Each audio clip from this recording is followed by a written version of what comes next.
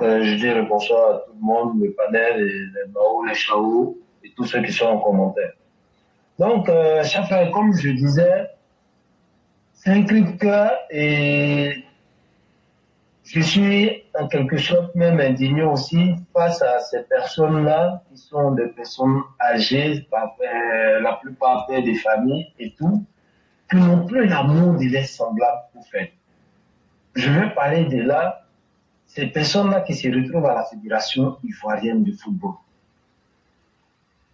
Lorsqu'on dénonce pas mal de choses, mais c'est parce que, avec les élections passées, avec la participation de Didier Drogba, et emmener les Ivoiriens à s'intéresser un peu aux élections de la Fédération du football ivoirien.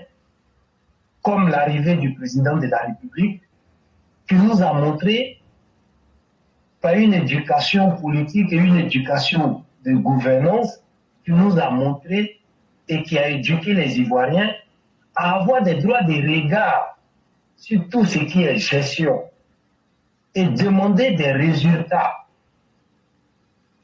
Donc, aujourd'hui, si les Ivoiriens s'intéressent au cas d'Idriss Diallo et ils sont exigeants, mais c'est de leur droit. Parce qu'ils savent un peu comment ça se passe. Et avec ces élections-là, il y a beaucoup de choses qui ont été dites qui étaient tabous avant, dont la majorité des Ivoiriens ignoraient les réalités de ce domaine-là, qui est la gestion de notre fédération.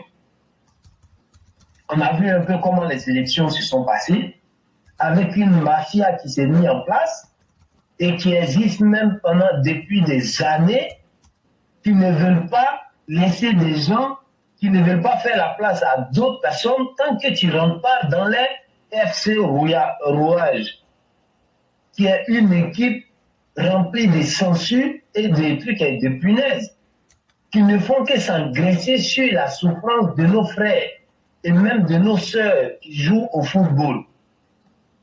Mais on vient sur l'interview d'Idriss Diallo où les gens sont en train, et on a fait sortir l'interview, et d'autres sont en train de défendre M. Idriss Diallo. Oui, mais ce qu'il a dit, qu'il ne s'intéressait pas, il n'était pas là pour la CAN et tout. Et donc, c'était pas pendant la CAN, il a dit ça, c'était en 2022 ou 2023. Mais le problème, c'est pas ça. Qu'il dise ça pendant la CAN ou pas, mais c'est lui qui nous a demandé de le juger par rapport à sa sélection qu'il est en train de faire. Ça, pendant la CAN, on remet par exemple son discours dans son contexte. Mais on essaie de décrypter un peu ce discours-là. Qu'est-ce qu'il nous dit? En quelque sorte, quand il dit qu'on ne l'a pas mis seulement pour la CAN, mais il montre aussi que quelque part, la CAN, à travers l'organisation de l'équipe nationale et tout, n'était pas en quelque sorte sa priorité. Et même quand on va dans les détails, par rapport à la sélection du truc et de l'entraîneur, mais qu'est-ce qu'il a mis devant? Les critères de l'entraîneur, c'était quoi? C'était son CV. Mais allons-y dans les CV. Qu'est-ce que ce dernier-là a fait? Qui était remarquable pour que celui-là même soit le meilleur entraîneur dont la Côte d'Ivoire avait besoin. En matière de stratégie, ça n'a pas marché. Et quand on regarde la plupart des équipes qu'il a dirigées, mais les résultats étaient comment? Mais malgré ça, il s'est entêté à nous demander de faire confiance à ce sélectionneur-là et de le juger sur les résultats qu'il allait donner. Mais c'est ce jugement-là qui est là. Parce que quel a été le résultat de l'entraîneur? En matière de stratégie, mais on peut prendre Didier Drogba, on peut prendre Ronaldo, on peut prendre truc, mais si on ne sait pas composer toutes ces stars-là, qu'est-ce que ça va donner comme résultat? Et c'est là vient le génie de l'entraîneur. C'est là, cet entraîneur-là s'est fait remarquer pour dire voilà pourquoi on m'avait sélectionné. Mais c'est sur ça on juge Idriss Diallo, qui dit son discours non, je n'ai pas été élu pour la CAN en 2020 ou en 2022, mais c'est quelque chose il a dit et on a patienté jusqu'à la CAN pour pouvoir voir les résultats et voir si on devrait lui tirer le chapeau ou bien le critiquer. Et c'est là même Et c'est là maintenant vient la crédibilité des critiques qu'on apporte à son égard. Pour nous montrer, pour lui dire encore qu'il a été nul. Et seulement que par arrogance, il s'est entêté pour prendre quelqu'un qui ne méritait pas. Voici le vrai problème. Sinon, on ne cherche pas à savoir à quelle date il a dit ce discours-là. Mais maintenant, pour quelqu'un qui est responsable, à aucun moment, un sélectionneur qui était payé avec l'argent du contribuable peut démissionner sans une conférence de presse pour nous dire le pourquoi et le comment. Ni l'entraîneur ne fait une conférence de presse pour nous expliquer, ni la fédération nous fait une conférence de presse pour nous expliquer le pourquoi du comment. La démission de ce dernier. Mais voici où on appelle, où on interpelle encore si Idriss Diallo sur la bonne gouvernance, qui a de faire la clarté sur tout ce qui est gestion, parce qu'il s'agit aussi du bien public des Ivoiriens. Et c'est lui-là aujourd'hui que les gens vont soulever comme s'il a fait quelque chose de magique. C'est vrai qu'on se dise la vérité.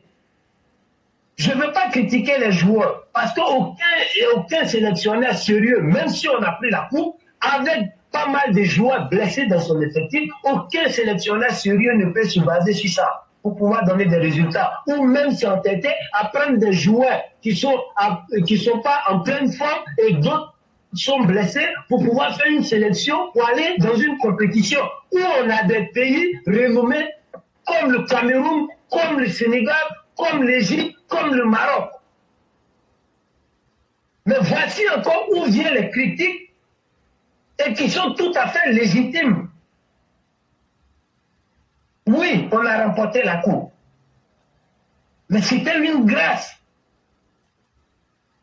Tout le monde était étonné, pas sur la base de fond de jeu, à chaque victoire. Voilà où on parle de la grâce de Dieu. À quel moment la Côte d'Ivoire faisait peur pendant cette compétition-là? On partait toujours en outsider et notre victoire étonnait toujours les gens. Et lui, il va venir se vanter de ça. Et il y a des gens qui vont venir défendre Idriss Diallo. Mais on laisse ça, puisqu'il dit qu'il n'était pas là pour la CAN. Aujourd'hui, le championnat ivoirien, lui qui était dans ce FC rouage-là depuis plus de 20 ans,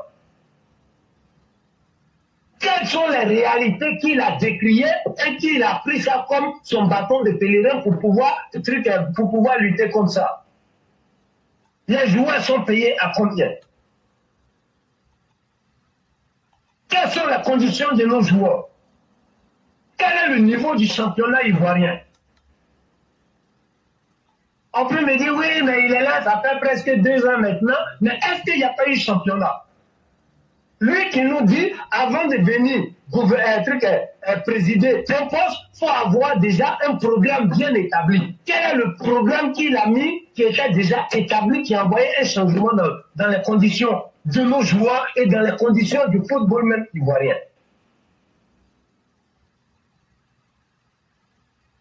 Je ne veux pas parler de Drogba, mais je parle du programme de Drogba, qui voulait en quelque sorte faire la clarté sur la gestion même des équipes à travers le bien-être des footballeurs, où chaque joueur devrait avoir un compte bancaire et comme ça, il n'allait plus avoir de polémique. Non, mon président m'a payé. Non, ça fait 3 mois, il ne m'a pas payé. Si je l'ai payé, rentrer si sorti ici, parce que l'argent est remis de main en main et il n'y a pas de traces, ça va toujours des discussions. Alors que s'il y a transaction, ça va laisser des traces.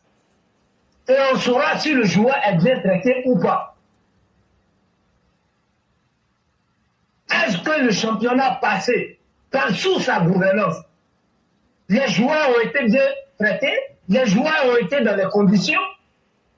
Qui viennent nous parler de ça? Lorsqu'on voit une équipe nationale féminine qui se déplace pour aller représenter la Côte d'Ivoire et à leur retour, on les donne 10 000 francs, voire même 5 000 francs par tête. Est-ce que c'est parce que la fédération manque de moyens? Est-ce que c'est parce que ces femmes qui sont allées représenter la Côte d'Ivoire en tant qu'équipe nationale, les autorités ont donné dos à cette équipe-là, ou bien ont donné dos à la fédération pour le soutien de cette équipe féminine-là?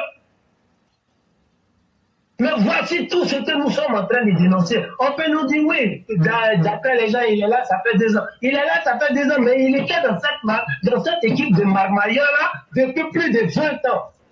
Et c'est parce qu'aujourd'hui, les Ivoiriens s'intéressent à tout ce qui est gestion. C'est parce que les Ivoiriens, aujourd'hui, sont plus abrutis. Et demandent des comptes. Et lui qui a aujourd'hui l'élu, ou bien qui a ce truc-là, cette marionnette que les gens, ils ont utilisé, parce que c'est surtout d'être un truc, cette marionnette qu'on va utiliser, ben, c'est à lui maintenant, il va nous donner il va nous rendre des comptes. Aujourd'hui, lorsqu'on regarde des politiciens et on s'assoit devant eux pour dire, qu'est-ce que tu nous proposes? Quel est ton programme de société? C'est parce qu'il y a quelqu'un qui nous a éduqués politiquement, qui nous a éduqués sur la gouvernance de tout ce qui est bien. Et donc maintenant, les Ivoiriens posent des questions. Les Ivoiriens s'intéressent à la gestion. Les Ivoiriens critiquent. Pas parce qu'ils n'aiment pas la personne, mais parce qu'ils veulent une responsabilité dans la gestion. Mais comme c'est des suceurs, ça ne l'a pas empêché. Au moment où les Ivoiriens étaient en train de pleurer, d'autres ont piqué crise, des enfants sont morts. On n'a pas vu faire de conférences pour venir rassurer, pour dire effectivement j'ai une équipe commando. Ne vous inquiétez pas, il risque de vous surprendre. C'est peut-être que le départ a été difficile, mais ne vous inquiétez pas, j'ai confiance à mon équipe commando. Quelle est la conférence qu'il a faite pour venir rendre compte aux Ivoiriens? Le SMIC est combien en Côte d'Ivoire? 70 000 ou 75 000. Mais ça n'a pas empêché les Ivoiriens de payer des maillots à 59 000. Ça n'a pas empêché les Ivoiriens de payer des billets à plus de 20 000 francs, alors que peut-être ça coûtait 3 000 francs.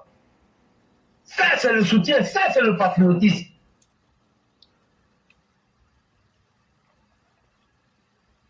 Mais il fallait que, voilà, on puisse être repêché et voilà, contre notre match contre Sénégal, on puisse gagner pour qu'ils voient des autorités du pays, ouais, il faut qu'ils doublent la prime. Il faut qu'ils doublent la prime. Parce que eux, il n'y a que l'argent qui les intéresse, plus que c'est des buveurs de sang.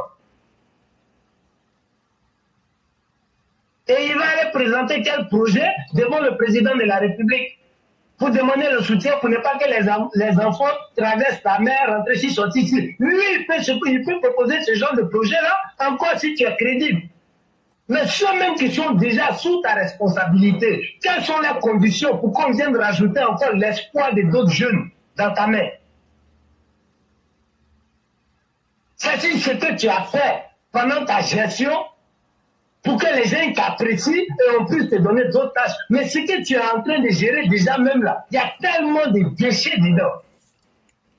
Et tu veux qu'on te rajoute d'autres trucs, une manière encore de marmailler pour avoir encore d'autres budgets pour pouvoir s'engraisser et nourrir ses enfants avec cet argent de malheur qu'on va te donner là. Parce qu'à partir du moment où l'intention n'est pas bonne, c'est pas pour améliorer les conditions de nos frères et sœurs qui jouent au foot, qui sont amoureux de ce sport-là, et que toi, tu vois l'intérêt parce que tu vas préparer l'avenir de tes enfants, mais c'est l'argent de malheur que tu es en train de prendre parce que c'est la souffrance de d'autres personnes. Et ça va venir nous présenter des projets, oui, parce que nos jeunes, nos enfants sont en train de mourir pour aller dans l'eau, pour arrêter ça, voilà. Mon Dieu. Voici des gens, en plus, qui vont venir utiliser des sourates avant de pouvoir intervenir. Comme quoi on est croyant. Et comme ils sont irresponsables, ils n'assument pas les trucs, les erreurs, voilà comment ils ont sacrifié Marc Gradel à travers un discours. Parce que lui, il a été tué au stade Félicia. Et comme lui-même, il ne peut pas répondre à la population et qu'il n'assume pas son rôle, alors ils ont vendu le jeune frère, Marc Gradel, malheureusement, qui n'a pas aussi assumé pour dire ce genre de discours, je ne peux pas. Notre famille nous appelait parce que c'est eux qui avaient nos contacts, mais il y a des Ivoiriens qui venaient au terrain.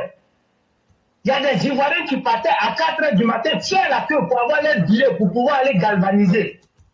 Il y a des Ivoiriens, à un moment donné, qu'on n'avait pas le moral, qui se sont dressés dans le stade pour chanter l'hymne national. Et on sait combien de fois, il y a eu pas mal de témoignages des joueurs qui ont dit combien de fois ça allait la galvaniser. À quel moment ils ont été seuls? L'Ivoirien tout seul, pour pouvoir se remonter le moral et pour pouvoir attaquer les moqueries des autres pays qui nous regardaient, un truc avec le coin de l'œil, on créait même des concepts de chansons pour ne pas que ces moqueries qui vont venir d'ailleurs là puissent atteindre la morale. Eux-mêmes, ils ont devancé les ennemis de la Côte d'Ivoire en créant des concepts. On a perdu, on s'en fout. On n'est pas truc, on n'est pas fort, mais on est qualifié. Je ne vais pas répondre à Mas Gradel, mais je vais dire à Idriss Diallo qui a sacrifié ce jeune frère à travers ce truc, cette lettre qu'il a donnée aux jeunes. C'est à lui, je suis en train de répondre. Parce que quand les éléphants gagnent, leur prime de match là, ils ne remboursent pas le billet de trucs, le billet des stades des Ivoiriens. Quand les Ivoiriens gagnent, leur prime de match, ils partagent ça avec leur famille. Ils ne remboursent pas l'argent des trucs et des maillots des Ivoiriens. Quand les Ivoiriens piquent des crises, ce n'est pas la fédération qui les prend en charge. Il y a eu des gens qui ont fait des accidents parce qu'ils n'ont pas pu supporter le coup. Il y a des femmes qui ont piqué crise, il y a des enfants qui sont morts. La fédération a eu un message de consolation. Mais puisqu'ils n'assurent pas, voilà comment ils ont sacrifié le jeune. Parce que cette lettre qui a été écrite là, oui, après, les contenus sont pas de haut niveau, mais dans les débuts, avec le respect de tout ce qui était là comme représentation, les distinctions qui ont été faites à tous ces quoi qui étaient là, c'est pas le niveau de Mas Gradel. Donc, en un mot, c'est pas Mas Gradel qui l'a écrit. Mais ça a été écrit, mais ils ont donné à Mas Gradel comme l'agneau des sacrifices. Et voilà comment ils ont toujours utilisé les enfants des autres. Voilà comment ils se réjouissent du malheur des autres, tout en protégeant l'intérêt de leurs enfants et eux-mêmes leurs intérêts. Voilà pourquoi les Ivoiriens ne vont pas aimer. Voilà pourquoi je bénis tous ceux qui l'ont hué au stade. Et si à chaque fois qu'il se présente de façon publique, si on peut le huer comme ça, parce que ces gens de personnes-là, ils n'ont pas de dignité pour pouvoir dire, franchement, je n'ai pas le niveau, je laisse la place à quelqu'un. Franchement, je n'ai pas l'amour de ce poste que j'occupe là, je n'ai pas en vérité l'amour de ce que je dois donner comme promesse, alors je libère la place, ils n'ont pas de dignité. Et tu les tiens à quoi de va tout ça? Qui est là? Qui est en train de prendre la parole? Qui prend la parole? Calmez-vous. Moi, je voulais rebondir sur 3 points évoqués par le frère Meïté. Par rapport à l'équipe nationale, il a dit qu'on a gagné, c'était au coup de Dieu. Bon, c'est vrai, mais Meïté, franchement, je pense que tu as négligé quand même les efforts des joueurs. Je prends le match même du Sénégal. Le Sénégal a joué face à la Côte d'Ivoire comme il n'a jamais joué durant cette CAN. Peut-être même de mémoire même parce que moi je suis un passionné de football et franchement je connais les règles de football, même les tactiques. Mais le Sénégal, je ne me souviens même pas avoir vu le Sénégal jouer en faire tabouret. Oh, ils ont fait tabouret devant la Côte d'Ivoire. Tabouret, c'est quoi? Jouer derrière. Et ça même, la plupart des connaisseurs de football se sont demandé pourquoi le Sénégal a joué comme ça. Mais parce que le Sénégal avait peur de la Côte d'Ivoire. C'est ça la réalité. Et face au Sénégal, notre entraîneur, le sélectionneur, a utilisé plusieurs systèmes de jeu. Il a fait un 4-4-2 pour commencer. Et le système a évolué en fonction du match. Je laisse ça. Je prends le deuxième match contre les quarts de finale contre le Mali. Quand on a eu carton rouge, il évoluait en 4-3-3. Quand on a eu carton rouge, il a évolué en 5-3-1. Habituellement, les gens évoluent en 4-4-1 quand ils sont à 10 contre 11. Lui, il a évolué en 5-3-1. Il a créé, au cours de ces 4 matchs, on a vu un bloc équipe qui n'existait pas dans les poules. Donc on peut pas venir, tu ne peux pas venir dire tranquillement que l'équipe n'a rien fait, que c'est seulement Dieu. Oui, Dieu là, on dit aide-toi, le ciel te dira. On a fait le job et puis Dieu a apporté sa contribution. Quand je prends les buts ivoiriens, c'est des buts construits. Ce ne sont pas des buts qui sont venus ex nihilo. Je vous invite à écouter, à revenir sur les buts de la finale. Vous allez voir que comment on appelle, le commentateur de Nostalgie, pardon, pas Nostalgie, le commentateur de NCI, je ne vais pas faire de la publicité, mais bon, c'est lui qui le disait. Les gens se sont demandé, mais comment il a senti les buts? Mais on sentait les buts, l'égalisation de la Côte d'Ivoire, parce qu'on a dominé le match. On a joué, on a appliqué une tactique. L'entraîneur même du Nigeria a reconnu, il a dit qu'il n'a pas reconnu son équipe, mais c'est nous qui les avons fait déjouer. Voilà le problème. Donc on ne peut pas me dire que c'est que parce que Dieu l'a voulu. Oui, Dieu l'a voulu, mais les Ivoiriens aussi ils ont appliqué une tactique, ils ont été disciplinés dans la tactique et puis on a arrivé. Bon, le deuxième point, c'est par rapport au bilan que lui il a fait de la CAN. Il a oublié la victoire. On perd le temps, on perd beaucoup d'énergie sur cette histoire d'Idriss Diallo. Franchement, les frères, je vous en prie, vous avez le droit de ne pas l'aimer, vous avez le droit de le critiquer. Mais excusez-moi, on a savourer un peu notre victoire. Et puis oublier un peu ce côté. On a encore 2 échéances importantes devant nous. On a les éliminatoires de la Coupe du Monde, bientôt. Si on ne focalise pas nos énergies positives pour accompagner cette équipe-là, on va aller dans tous les sens pour une affaire de présidence, alors que c'est dans 2 ans que les élections vont avoir lieu. Idriss Diallo, là, il ne va pas démissionner. Il faut que vous le compreniez, il ne va pas démissionner. Hein. Mais là, pour quelle raison il ne va pas démissionner? Moi, j'estime qu'il faut le laisser aller jusqu'au bout de ce moment-là. Je vous ai toujours dit ça. De la même manière que vous souhaitez qu'il démissionne là, si quelqu'un d'autre vient, celui-même que vous aimez là, s'il vient, qu'il ne fait pas les choses comme vous souhaitez, ben, les gens vont lui demander de démissionner parce que ce serait une mauvaise jurisprudence que vous allez mettre en place. Il faut qu'on évite de tomber dans ça. On a le droit de le critiquer, mais on ne peut pas demander à ce qu'il démissionne parce que simplement il aurait commis des erreurs. Mais on peut même dire qu'il s'est corrigé, puisque l'entraîneur est parti, le blanc qu'il a fait venir est parti. Le sélectionneur a bien dit en direct hier à la télé nationale. Il a dit que c'est Faye Mers qui a dit que c'est Idriss Diallo qui allait le chercher lui en 2005. Lui jouait à FC Nantes. La Côte d'Ivoire avait fait un match amical contre FC Nantes. Et puis, à la fin du match, Idriss Diallo s'est approché de lui. Puisque c'est vrai qu'Idriss Diallo à la fédération il y a longtemps. Donc, il s'est approché de lui pour lui demander, mais toi, tu es Sénégalais ou bien tu es Ivoirien? C'est ton nom là. Puis le gars a dit, non, je suis Ivoirien, je suis de telle région, il a dit, il s'est battu pour que Faye Mers vienne à l'équipe nationale. Donc, c'est Idriss Diallo qui fait venir Faye Mers à l'équipe nationale.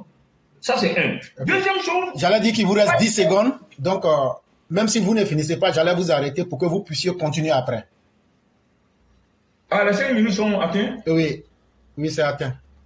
Et il me semble qu'il reste 1 minute. Hein. J'ai pris à 50, je crois. Ok, donc finissez les 1 minute. Voilà, ok, donc je vais directement sur huer. Vous dites qu'on n'a qu'à le huer. On l'a hué déjà une première fois. Vous voulez qu'on continue de le huer? Quelle éducation on va donner aux gens? Et on va arrêter ces choses-là. Huer quelqu'un qui incarne une institution, moi je pense que c'est pas bon. C'est comme on fait dans le football là. Ça va aller dans la politique un jour, hein.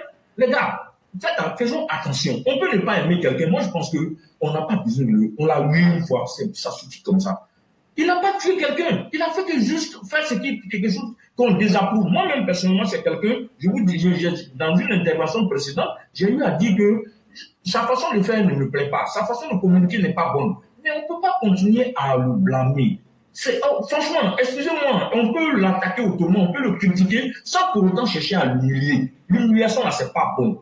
Et Clara a dit quelque chose par rapport au président Ouattara. Le président Ouattara n'a jamais cherché à humilier quelqu'un.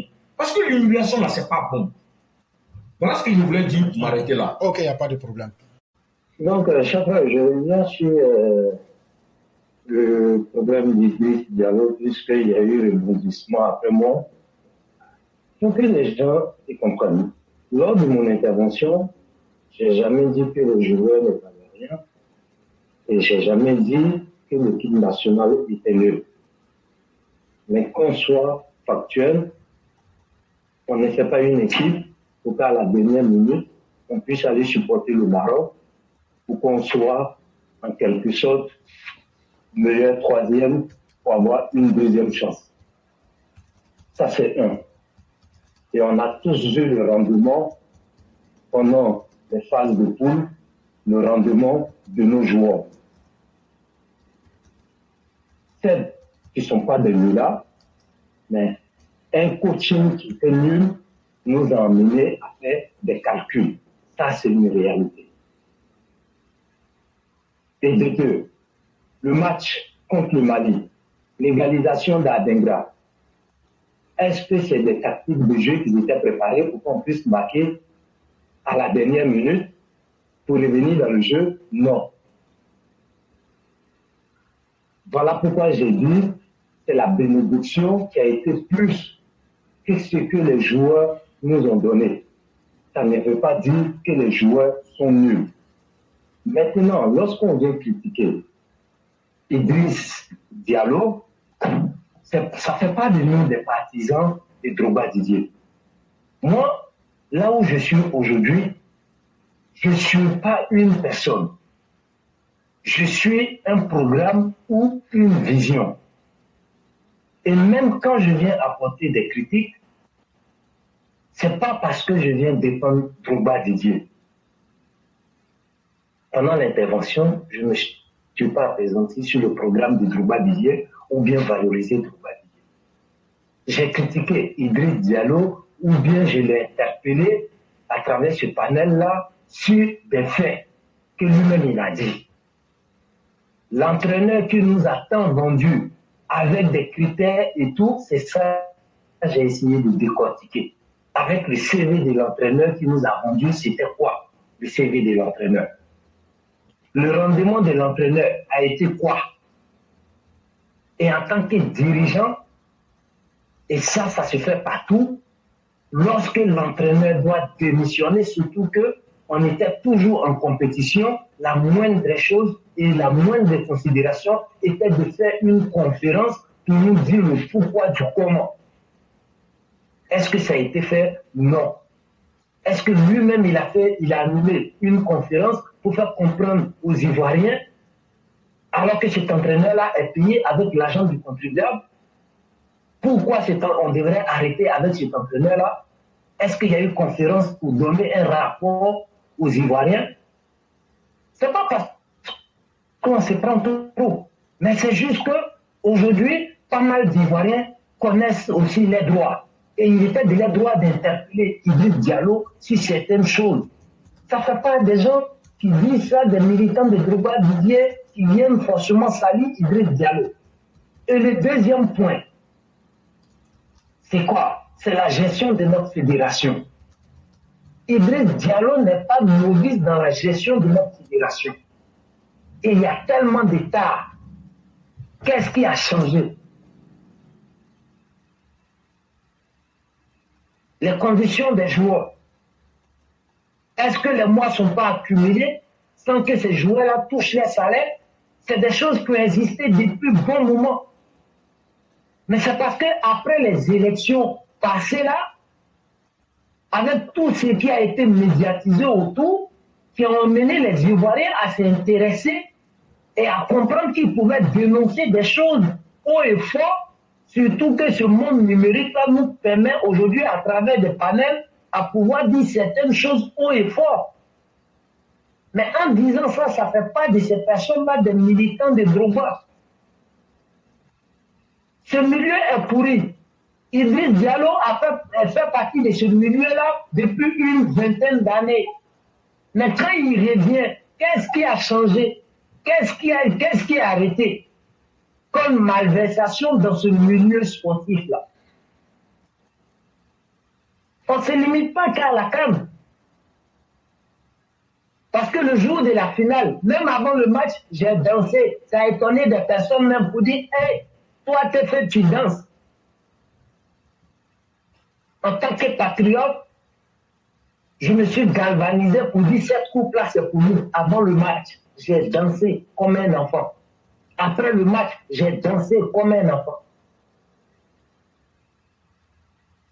Mais à un moment donné, s'il y a des trucs à dire aussi, on le dit. Ça ne veut pas dire que nous sommes en train de gâter la fête. Parce que c'est ces mêmes personnes-là qui sont là par rapport à un mandat. Et je n'ai jamais prononcé que Idriss Diallo démissionne. Mais c'est juste que maintenant, il faut qu'ils acceptent qu'on les critique parce que l'Ivoirien voit clair. L'Ivoirien demande des comptes. L'Ivoirien critique. Bien avant la CAN, il y a eu un championnat après l'élection de la FIFA. S'il avait un programme, comme lui-même il est dit, et avant d'être élu, il peut avoir un programme. Mais s'il avait un programme, on a vu le championnat, on connaît les conditions des joueurs, que ce soit des femmes ou bien des trucs et des hommes, on connaît les conditions qui traversent toujours. Et rien n'a changé à ce niveau. J'ai connu un peu ce milieu du foot. Et jusqu'à présent, je suis toujours en contact aussi avec des petits qui sont toujours dans le milieu du foot. Et qui me racontent toujours ce qui ne m'étonne pas, et c'est pas nouveau, qui me racontent toujours les réalités qu'ils traversent. Des joueurs de première division qui sont obligés d'aller prêter chaussures de leurs amis. Des joueurs de première division parfois qui ont du mal à manger.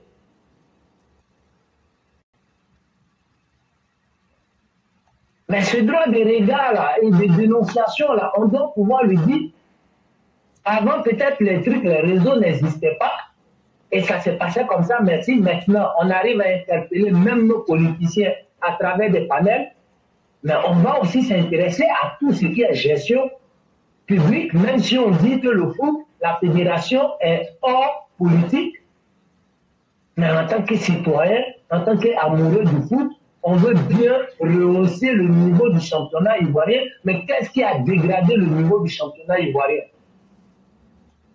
On a connu des moments où des joueurs touchaient 500 000 en Côte d'Ivoire. On a connu des moments où les joueurs quittaient au Nigeria, au Ghana, pour venir jouer dans le championnat ivoirien.